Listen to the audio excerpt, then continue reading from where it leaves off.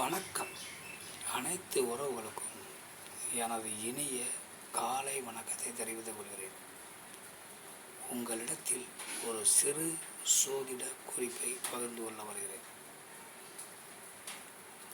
ஒரு ஜாதகத்தை பார்த்தவுடன் இவர் வருங்காலத்தில் பெரிய பணக்காரராக, செல்வந்தராக திகழ்வார் என சொல்லிவிடலாம்.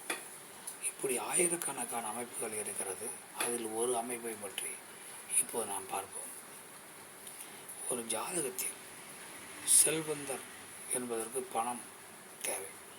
அந்த பணத்தை குறிப்பது 2 வீடுகள். லக்னத்திற்கு 2ஆம் வீடு தனஸ்தானம், தனத்தை குறிக்கக்கூடிய வீடு. அதேபோல் லக்னத்திற்கு 11வது வீடு லாபஸ்தானம், அதுவும் பணத்தை குறிக்கக்கூடியது. இந்த 2 வீடுகளிலும் லக்னத்திற்கு 9ஆம் வீட்டின் அதிபதி, பாக்கியாதிபதி, யோகாதிபதி, நல்ல பாக்கியங்களை நமக்கு கொடுக்கக்கூடியவர்.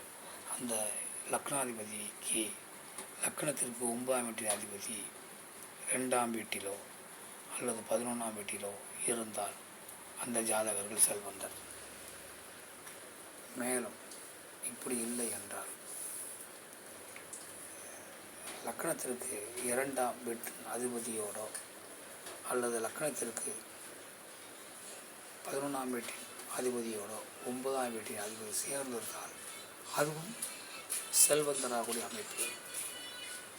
சரி, இப்படி 2 வகையிலும் இல்லை என்றால் நமக்கு செல்வம் இல்லாமல் போய்விடுமா என்றால் இல்லை, கொஞ்சம் காலதாமதமாகும். இப்படி அமைப்பில் இருந்தால் விரைவிலேயே, இளமையிலேயே வாழ்வில் முன்னேற்றம் அடைந்து பெயர், புகழ், செல்வாக்கு எல்லாம் பெற்று விடுவார்கள்.